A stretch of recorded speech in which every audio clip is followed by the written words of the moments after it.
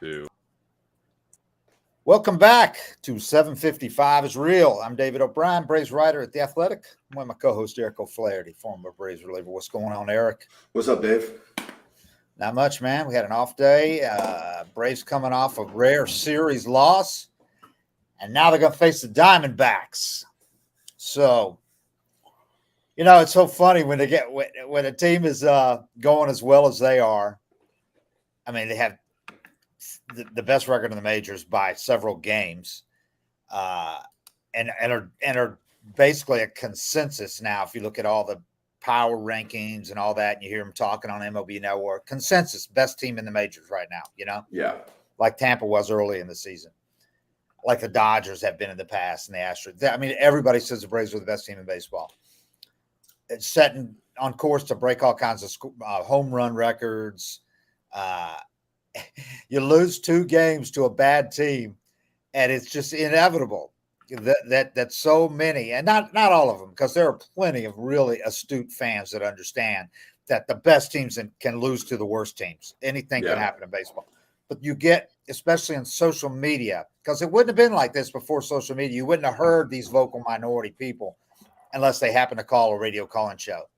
But you get these outcries about, I mean, the most ridiculous things, like, oh, here we go. Like they're waiting for the Braves to collapse because they lost to the White Sox in a series coming off the All-Star break where almost more than half the Braves lineup regulars were playing in the All-Star game in Seattle, traveling to the West Coast and back, really didn't have even a full off day during the break. So, you know, and because they lost a couple of games when they made some sloppy plays in defense, Eddie had a worst game of his season. You just get so many reactions. Like one guy, the most ridiculous thing was they lost to Lynn and Cease because these are the kind of pitchers we're going to face in the postseason. I'm like, what about all those pitchers they beat during the 11 series streak? I mean, they beat some of the best pitchers in baseball, like nobody else had beaten them all year. And those same people didn't come out and say, yeah, these are the pitchers we're going to see in the postseason, and we're handling all of them. It's just a panic mode. It's just, it never ceases to amaze me. It shouldn't surprise me, but it's still like, come on, man. Everybody gets a mic with social media, you know. Everybody gets to say something. Mentality. Football mentality comes forth. Yeah, and you have to be the opposite in baseball. You just don't think. They act like you cannot lose. A great team should not lose to an inferior team. But it happens every day in baseball. At least 2 or 3 teams almost every day are upset by a really bad team that they should never lose to, according to the statistics and the pitching matchups. Even the playoffs are scary. I mean, you can have like a 110-win team go up against an 86-win team in the first round, and you don't know what's going to happen. You know, I mean, if it was like other sports where if you have LeBron, you know, you're winning in the first round. Right. But baseball's not like that. And if you could see that in the playoffs, it can definitely happen in July. And, you know, in baseball, I mean, they had, like, Eddie had a terrible play in left field, and you give up like 4 runs in an early inning, like in the first inning. And it's so hard to come back from that against a good pitcher like a Dylan Cease or a Lynn. I mean, they can do it against lesser pitchers. They can come back against anybody, but it's hard against a really good pitcher. And but that's what can happen in baseball. Whereas in football, if you get down 2 or 3 touchdowns in the first quarter and you got Patrick Mahomes, or those teams come back. You got 3 quarters to come back, and it's not that huge a deal. It's hard to do in baseball against a really good pitcher. And the Sox do have some good relievers and a couple of good starters. Yeah, they're a major league team. You know, I mean, and you think about in like football, it'd be hard to score 40-something in the first. But that's the equivalent of what 4 or 5 runs in baseball is. And that can happen in a hurry. And then they can be just as hard to come across. I mean, you have 9 innings to come back, and this team doesn't quit. But yeah, that puts you in a big hole. And that's what they've been doing to everybody else all year. And they almost did come back in the one game. They lost 6-5, you know. And then Cease just pitched a great game the other day, and Braves got down early. And you had Kobe Allard get roughed up early, and then he leaves with shoulder tightness, which probably explained why he wasn't anywhere near as effective as he had been in his previous starts. I mean, he comes out, he's getting an MRI that night. They haven't given us the results yet. I have not seen them yet today.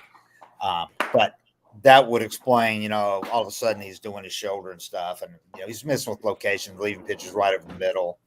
He's not a guy with much margin for error whatsoever. No. Obviously, if he's not getting a break on his curveball, that same location on his change and fastball, then. So anyway, stuff that happens coming off the All-Star break too. You get out of your routine. Yeah, it's a hard thing to play because you want to let your body rest, but it's almost like when you come back from the break, your body's rested and it's finally had a chance to heal. Everything's all tight and out of whack. You try to throw through it, and you're not sure kind of how to handle it. It takes probably, I'd say, 3 to 5 All-Star breaks to really feel and figure out what works best for your body. And I don't know if he's had too many of those. Yeah. So anyway, I don't know. It's not like you just dismiss it, but you kind of do just dismiss it. So it's a series, like we said. Yeah. And they did put there. Kobe Allard is on the 60-day IL. Not surprising. The Braves bringing up Forrest Wall, who is a burner. We saw outfielder. We saw him in spring training, and he was really impressive, man. He can steal bases at will. We thought we would see him at some point this season just because he had such a good spring. But so we're going to see him. He's getting Kobe's going on 60-day IL.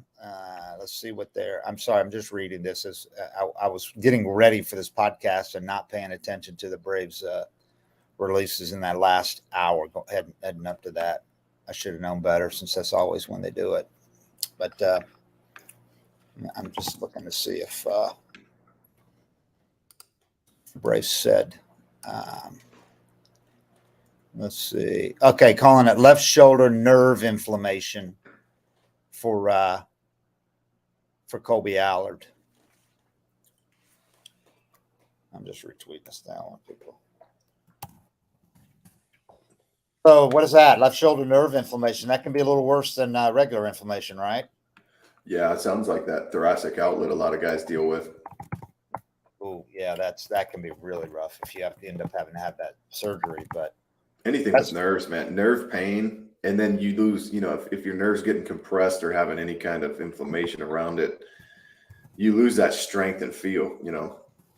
I had that with my elbow when I had Tommy John. The scar tissue had wrapped around the nerve. And I just, like, my grip strength was about 60% of what my right hand was. And my left hand was the stronger one initially. And with that scar tissue wrapped around it, it was just, I don't know. It just never really felt right. When I got that thing decompressed, it was like no longer numb. I never had any numbness. My arm felt pretty damn good. But yeah, I don't think you ever want anything to do with a nerve, especially if you're a pitcher and you're throwing arm.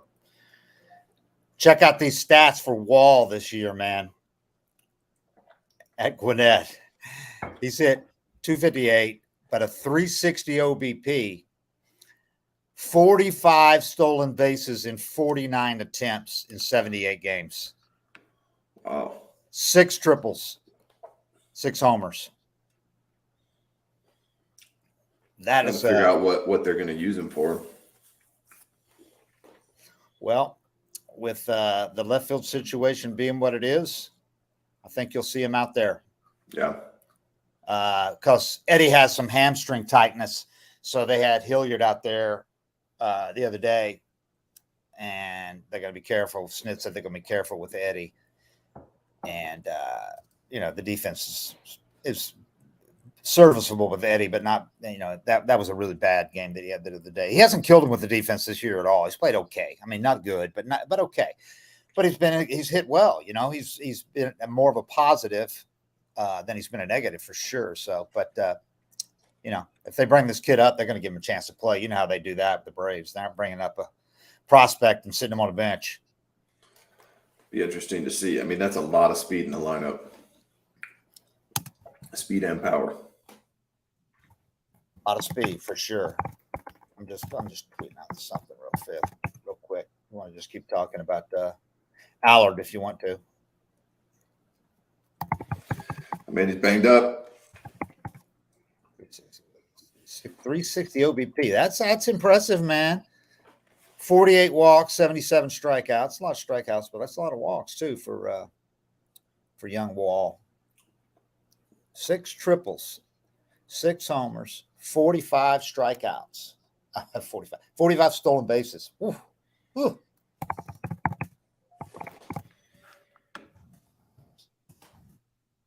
I'll be with you guys 1 second. Sorry. Okay.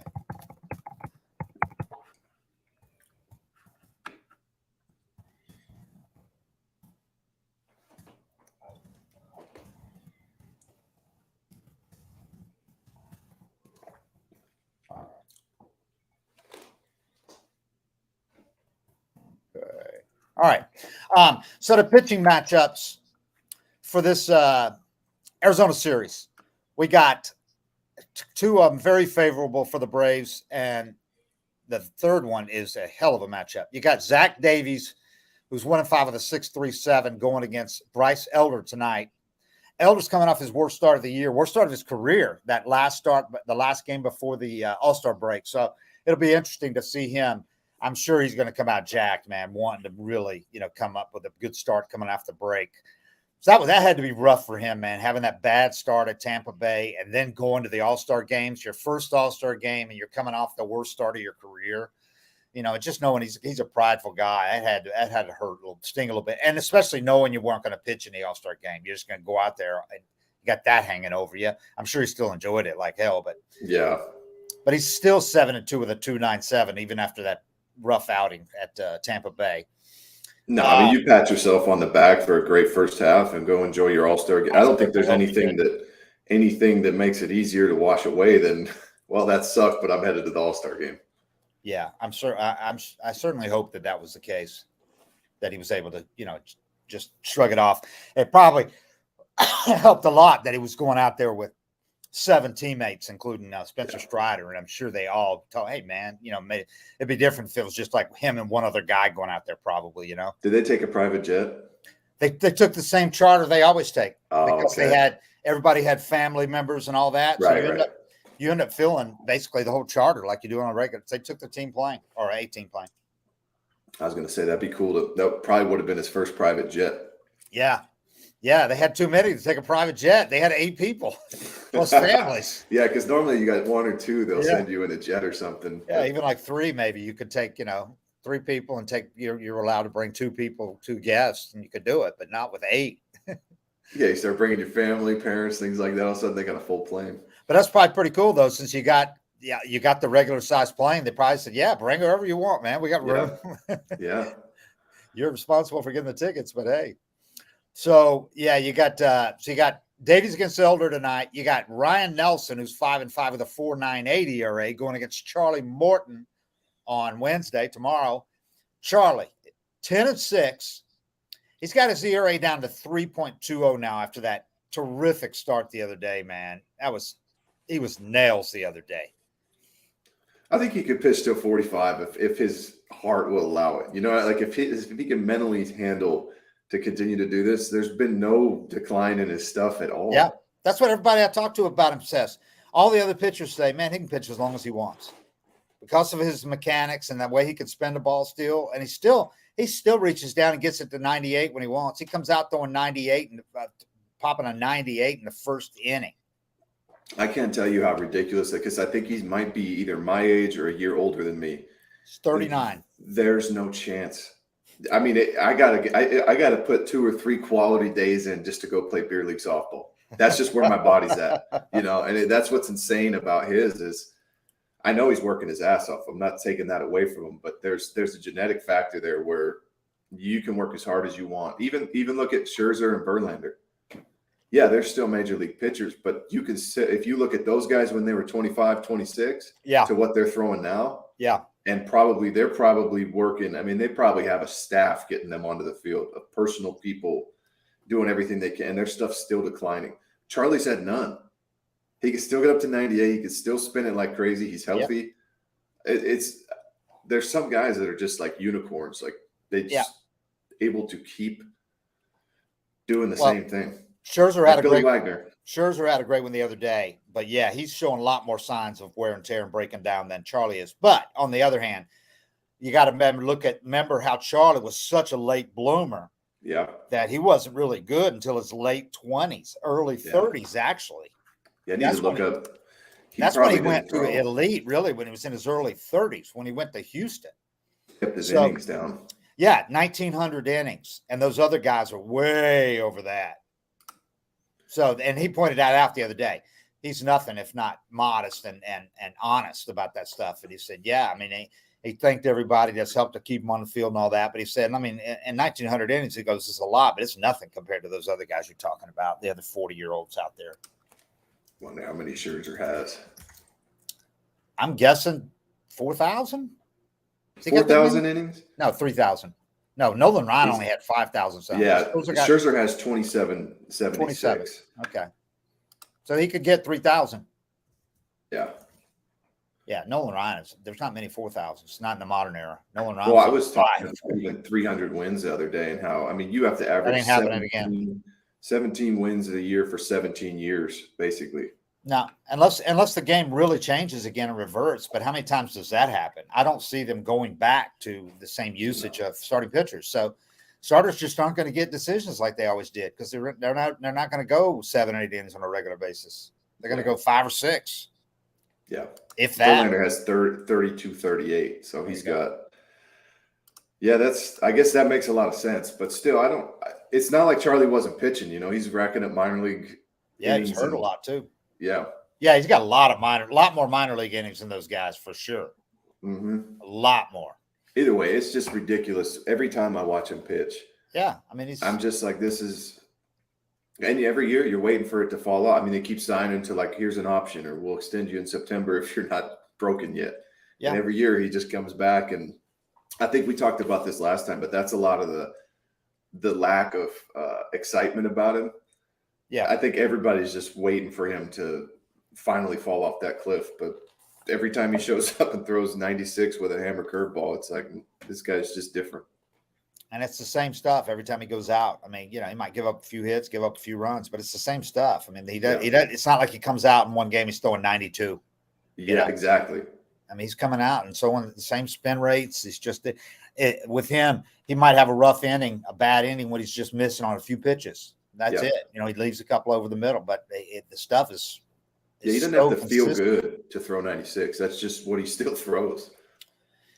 Then in the series finale on Thursday, you got Zach Gallen, D-backs ace, who's 11-4 with a 3.14, going against Spencer Strider, who is 11-3 with a 3.66 and 176 strikeouts and 110 and 2/3 innings. He's obviously the major league leader in strikeouts and strikeout rate.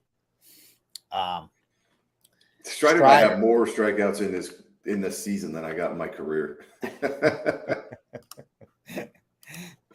He's going to be the only guy that, like, because you used to have guys that would push 250 to 300 strikeouts because they went 230, 250 innings. Yeah. He's going to be the only guy threatening 300 strikeouts these days. I got 318 in my career. If he had a season where he was going deep in games, he could probably beat it. Well, look how many he's got in 1.5 seasons. Way over that. He's got 300. He's got almost 400 strikeouts in 1.5 seasons. It took me 12 years. So yeah, and it'll be interesting seeing him coming off a rare rough outing for him too. But there were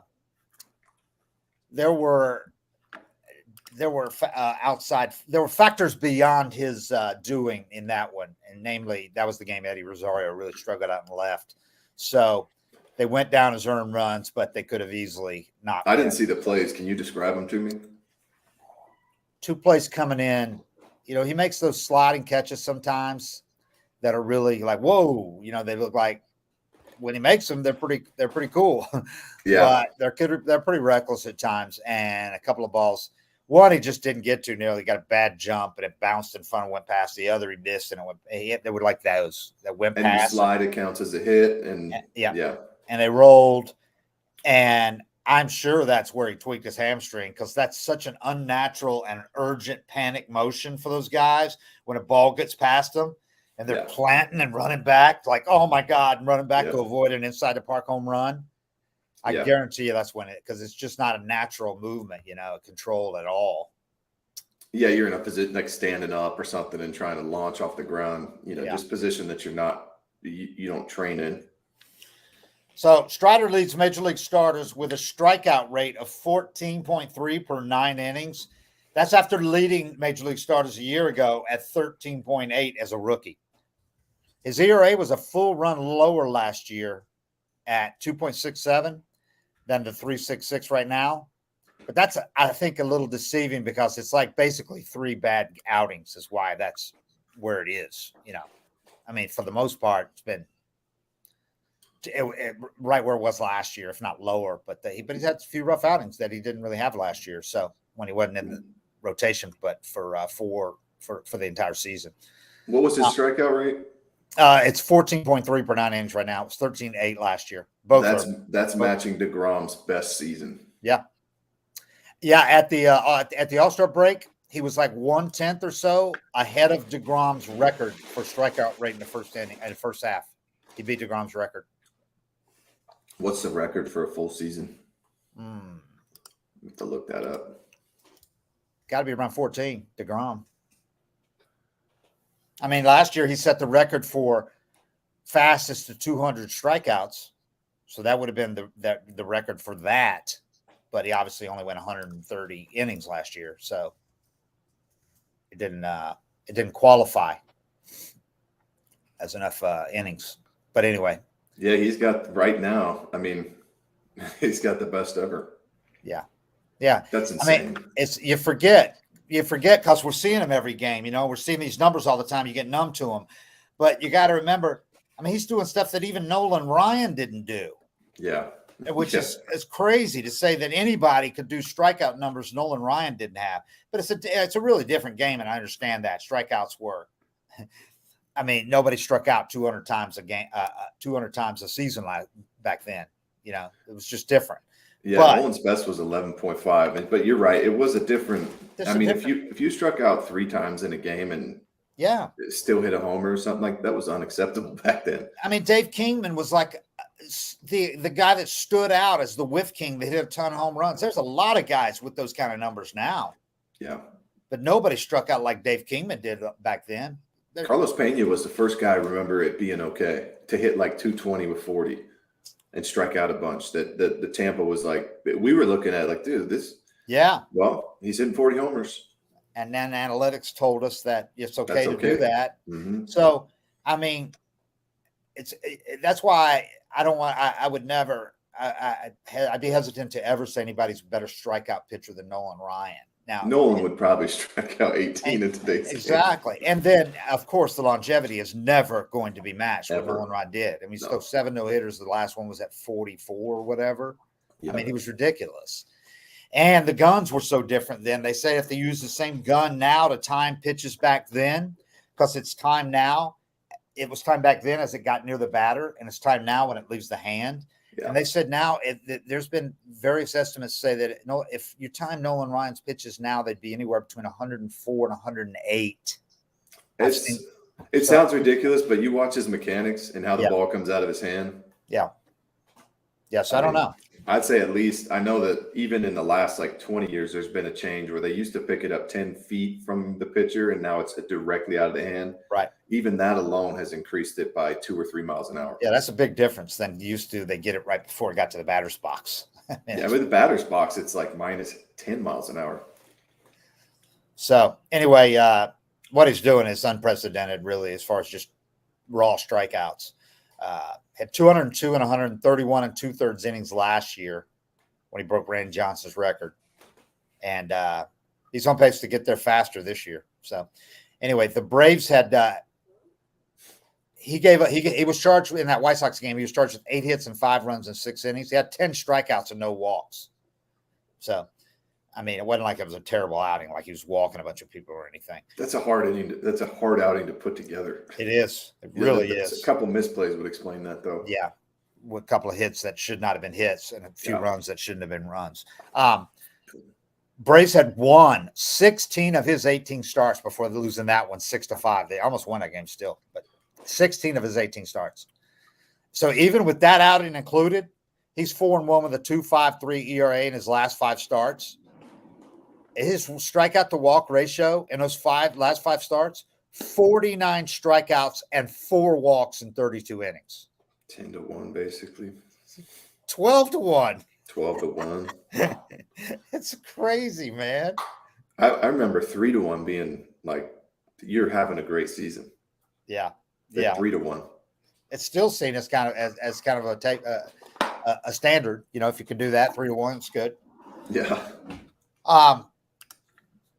Yeah, but going back to the comparing strikeout totals and all that, I mean, I don't want to say it's like comparison. It's like comparing home runs rates and home run totals from the steroid era to this one, because it implies that somebody's using steroids with pitching, and that's not implied at all. But it's similar in that it's almost ridiculous to even compare what Bonds and Sosa and McGuire did on steroids to what guys are doing now. Right. It's apples and oranges. It's a different game. Yeah. And so in that regard, it's almost the same, trying to compare what, some strikeout guys like DeGrom and Strider are doing compared to guys like Nolan Ryan or J.R. Richard or Sandy Koufax, because it's a very different game. Yeah. So. Well, I mean, you had lineups. It's crazy, but now if you're a 280 hitter with 7 home runs and you want to play first base in the big leagues, good luck. Yeah. You know, and the game was full of guys hitting 10 to 15 home runs and batting in the upper 200s, 280, 290, quality of bats. They weren't going to go deep. They weren't going to do damage, but they were just good at bats. And now, I mean, I bet if you hit 300 with 7 home runs at first base, nobody wants you. They'd be looking to get more power there, for sure. It's funny because I was doing a story on Fred McGriff being inducted in the Hall of Fame, because Thursday is the 30th anniversary, by the way, of the Fire game, his debut. But the guy he replaced, Sid Bream. Look at Sid's numbers at first base for the Braves for 2 World Series teams. Let me look him up. Really good defensive, slow. Yeah, there you go. I mean, career high of 16 homers. Yeah. Usually 10 to 9 or 10. Yeah. I mean, that's the guy. Yeah. Yeah, I mean, you got a 800 OPS. The teams just at those corner positions, and it's just a different game. You're right. I mean, when you have guys that are okay striking out, it's a lot easier to come by them. Yeah.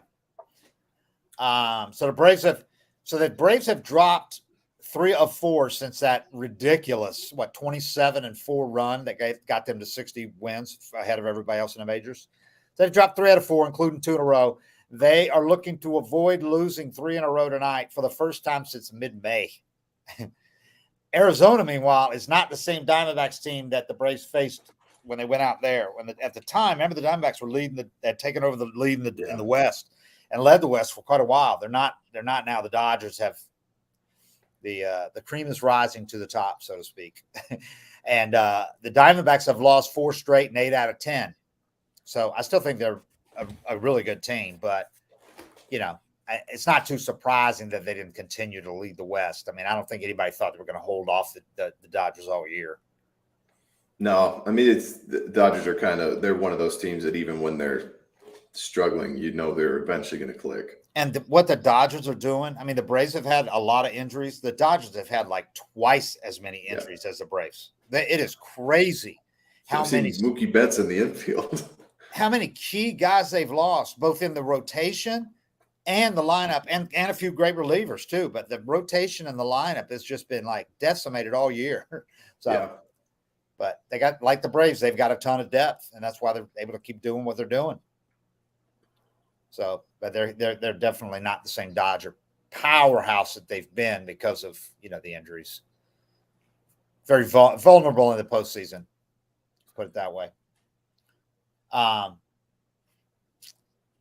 was looking at the coincidence of facing the D-backs now, because the Braves started that streak of 11 consecutive series wins, started it against Arizona, coming off a series loss at Oakland. The A's, yeah. The worst team in the majors. And at the time, Oakland was on pace for like 130 losses or something crazy. I mean, they're still the worst team in the majors, but they've played Cleaned it up a little. Yeah, they've had a few good stretches since then. But they're still the worst team in the majors record-wise. The White Sox are not a good team, but they're not a terrible team like that at all. But still, to face the D-backs coming off that is kind of funny. Yeah, I mean, I feel like we talked about it, but the All-Star break was kind of the only thing that could slow this team down. Yeah. And then they came out hot game one, and I was like, what do I know? But yeah, it does kind of throw you off a little bit. Yeah, game one, they kind of lulled us because they had that grand slam. The first inning. But they didn't really score much. What? How many? Did they score some more? They scored a lot more runs in that game. That's right. They added some late. But anyway, yeah. The next, we saw the lull that some people thought they might have in the next two games. Kind of flat. So I think that day off yesterday came at a great time. They really needed that day off to really get a day off, to really relax and unwind for a day. And I fully expect them to come out tonight firing again. I saw somebody ask if that was the first time somebody's hit a grand slam and all 4 players that scored were all-stars. I was like, oh, that might be true because he knocked in 3. That's interesting. Who's 40 and himself? Whose 40-man spot is Fried taking? Who cares? Who cares? It's a couple more weeks, man. Worry about that when it happens. I mean, I would have told you 2 days ago. I wouldn't have told you Colby Allard's getting ready to go on the 60-day IL. Yeah. I mean, I understand why people are interested in this kind of stuff, but I learned long ago it's stupid for me to sit here and predict who's going to replace who, because it almost never works out because somebody gets hurt.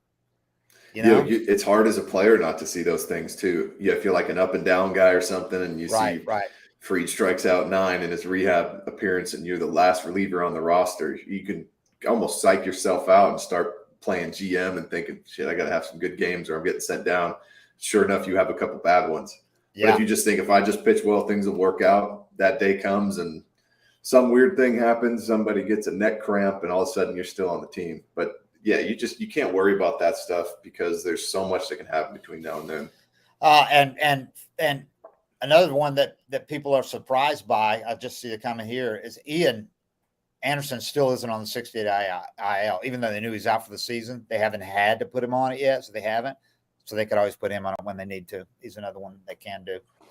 How has Ronnie cut down on his strikeouts so much? Never seen a guy. It's impressive, man. He's so much more selective this year. He's not chasing. His chase rate's way down. He's just maturing as a hitter, and he's healthy. I mean, last year, we probably would have seen this last year, if he would have just continued the season he was having, that amazing season he was having in 2021, which is kind of where he's picked up this year.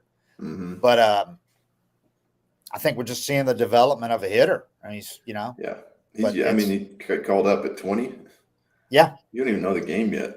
And, another thing, last year might have been the best thing that could happen to him because he had to play like a normal human. So, when your power's not there and you can't do these superhuman things he normally does, now you have to learn pitch selection. You can't hit certain balls out so you don't chase them. I think it was probably a really good learning experience for him to have to play with 70% of his normal tools. Yeah. In the long run, I think he'll probably look back and say, like Chipper, Chipper had the ACL back when that was a really career-threatening type injury. I mean, the surgery wasn't nearly what it is today. But I think Chipper, that year delayed for Chipper, probably in some ways probably helped him. Who knows? But, but I know it helped Acuna because he was able to work out so much and develop parts of his body, kind of like a guy having TJ. You develop shoulder muscles and everything that you don't normally work on. Well, the guy coming off ACL has got to be so fit and strengthen all that. And Chipper told Acuna right away, first thing you need to do is make sure you strengthen all the other muscles around the knee so that when you can start using it again, you've got everything else that's ready to go. Don't let it atrophy. Yeah. So guys get stronger. And I mean, he is stronger this year. He's put on a little muscle, and and the speed obviously has not been affected at all by it. I mean, that's what ACL surgery is today, though. It's come so far with the scope and all that. They don't have to cut it open and like they used to. It's just different. They don't have to cut through so much muscle and everything and have it heal so much long. It takes so much longer to heal when you do all that than when you go in there with a scope and do everything. Yeah, and he's made those running, jumping plays 5-10 times this year. His athleticism is just unreal. But I think, just maturing as a hitter, you see these guys come up with these crazy tools and they can do everything, but they're still pitchable. And it's almost like when you're so good, you can hit any pitch, any count. It's a lot harder to be patient and wait for the one. But you go through a phase where you don't quite have that skill, learn how to take at bats, and you get a chance in the big leagues to actually learn how people are going to pitch you. Because even in the minors, like you might have this hole, but guys can't execute it.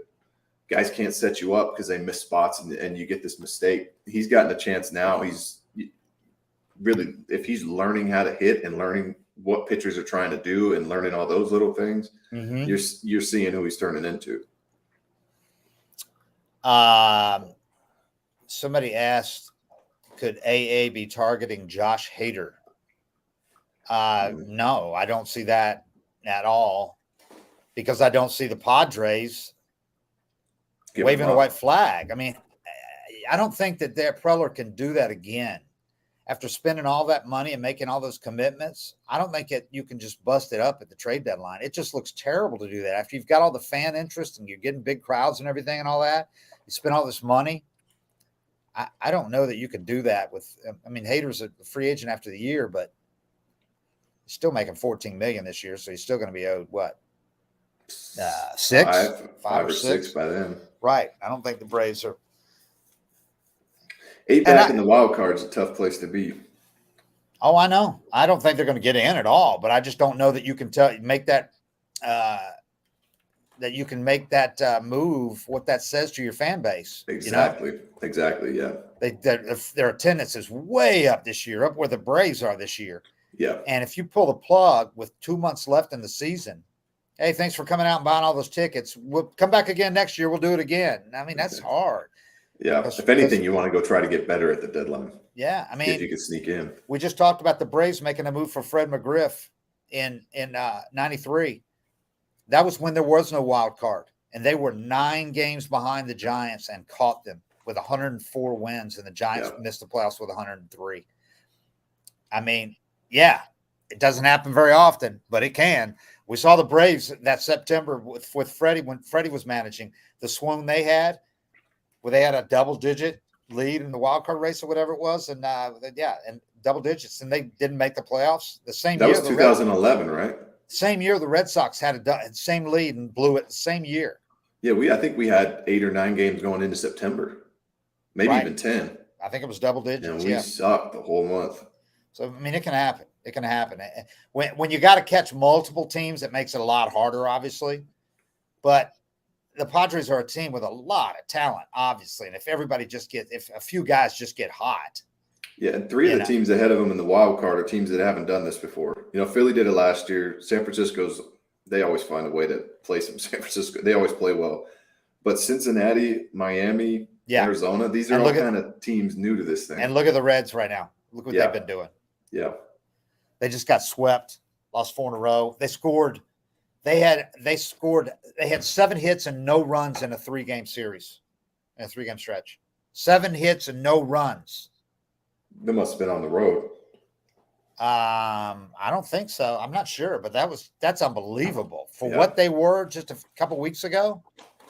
I think that's one thing that you can look at, though, is teams that when everything's going your way and you're on a roll, it's easy to kind of keep it up. But you hit a rough stretch and you don't have that experience of being through it. Right. That panic button's easy to hit and teams can fall apart. So I mean, I wouldn't expect San Diego to throw it in. I mean, because if they get rid of Hader, that just says right there, we're not going for it this year. We're done. You know, because I mean, when you got a lead, he's pretty automatic, and they're going to win. Yeah. Plus, they've got guys that have been through it too. I mean, I know Soto's not the same Soto he was with the Nationals yet. I don't know if he ever will be, but he probably will be. But he's been through it. Yeah. You know, they won a title. Machado's been through it. They got Tatis is damn good. Snell's been there. I mean, they've got guys that they could get hot. Probably the craziest thing this year is Tatis, I think, is leading some kind of defensive categories in right field. Yeah, I know. That's what crazy. An athlete. I know, that's crazy. Cam, did you want to read some ads real quick? Yeah, I was just about to chime in. Yeah, I was just about to pop in real fast. All right. Are you struggling to close deals? Cold outreach is wasting the time of both the buyer and seller at every stage, especially when sellers are using shallow and outdated data. Your organization can overcome these challenges with technology that translates comprehensive, high-quality buyer data into real-time insights. These deeper insights empower sales reps and teams to adopt the habits of top performers, which leads to better outcomes like more pipeline, higher win rates, and larger deals. We call this deep sales. And LinkedIn has built the first deep sales platform with the next generation of LinkedIn Sales Navigator. Right now, you can try LinkedIn Sales Navigator and get a 60-day free trial at linkedin.com/real23. That is linkedin.com/real23 for a 60-day free trial. Let LinkedIn Sales Navigator help you sell like a superstar today. Just go to linkedin.com/real23 to get started. And they are back. Factor. The jury's in. We love them. They're awesome. Factor is America's #1 ready-to-eat meal kit. It'll help you fuel up fast with flavorful and nutritious ready-to-eat meals delivered straight to your door. You'll save time, eat well, and stay on track reaching your fitness and wellness goals. If you're looking for some calorie-conscious options this summer, you can try delicious dietitian-approved calorie-smart meals with around or less than 550 calories per serving. If you need a little extra boost in the protein department, try Protein Plus meals with 30 grams of protein or more per serving. They also have a swath of meals that cater to different lifestyles like keto, vegan, and veggie.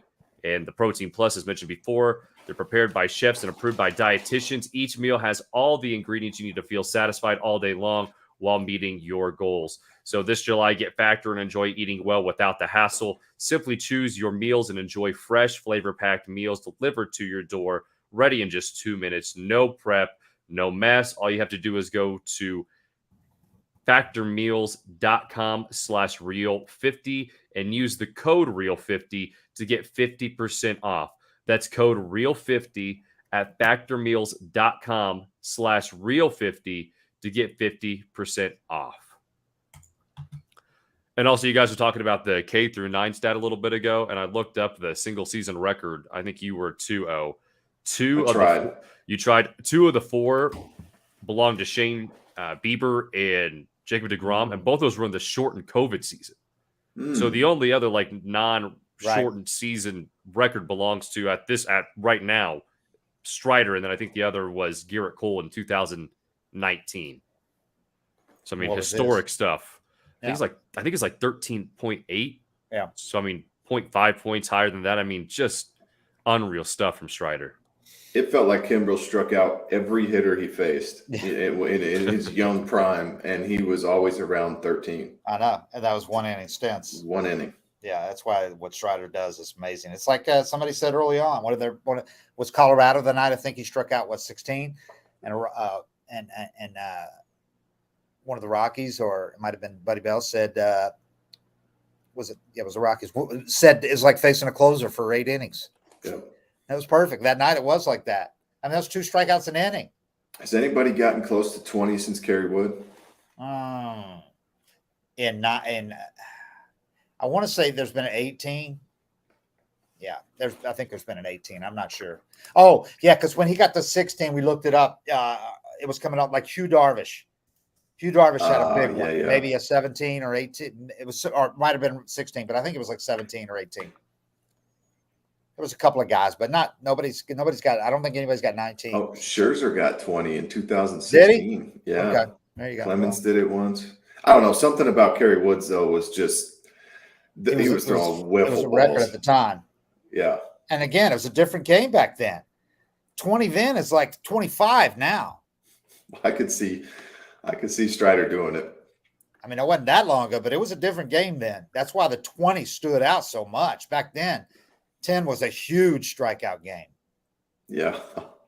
And yeah, those sliders he was throwing that day. Oh my! As the game got deeper, it looked like they were breaking more. Yeah. I think that was like, it wasn't just the 20 strikeouts himself. It was also every pitch. Yeah. It was like the 3 pitches that led to the strikeout. Everything was so dirty. It was insane. I don't think Strider, his ball, he didn't have a breaking ball like that. Yeah, so his just explodes. He just blows fastballs by guys. And his is like a lot of people have described it. Even some like my buddy, his little kid is a little leaguer and watches Strider, and he's his favorite player. He lives like in Jersey and was talking about Strider's his favorite player because people identify with him because he's smaller and all that, and he looks so different out there. But a lot of people describe his fastball as a laser. Yeah, because that's what it looks like. It doesn't go down, it's just Yeah. I saw a video of him. I wish they showed it more, but it was like an umpire view of one of his pitches. And it's just insane. Anybody hits anything he throws. I mean, it's just, you see it and then it's already in the glove. And I thought really encouraging the other day in that bat in the game where he gave up some, he had, when he wanted to go down and get it, a couple of times he got fired up and needed a strikeout. He threw 3 100-mile-an-hour pitches in one at bat against, I think it was against Eloy Jimenez against Luis Robert. 3 100 plus 100 to 100.5 mile an hour in one at bat. So I think this year he's pitching more last year than just blowing people away. But I think he's going to be a lot better suited to get through. Because remember, last year he hurt his side, and he just wasn't the same guy when he came back for the postseason. Yeah. I think he's, not being overly careful, but I think he just knows he can't go out there and just throw 100 the whole game, every game, 98 to 100. There's a sweet spot effort level wise where you really don't lose any velo. You can live at about, and you can locate at 90 to 95% effort. Yeah. But that 100% is there when you need it. You might get another tick or two and see those 3 straight 100s. It's nice to have in your back pocket. But if you live at that 100%, you're just begging for an injury. And he's so starter. And he's so smart and studies so much and has such a good feel for his body that I think he is finding that spot and that allow him to be both a dominant pitcher, but also stay healthy and be there when the team needs him the most. So, because they got to have him for the postseason. Should the Braves go after David Robertson from the Mets? I doubt the Mets are trading anybody to the Braves. To the Braves, yeah, I don't see them trading it to the rival. I don't see that happening. It's been a while since they've traded a significant player to the Braves. I think they'll go out and get an arm.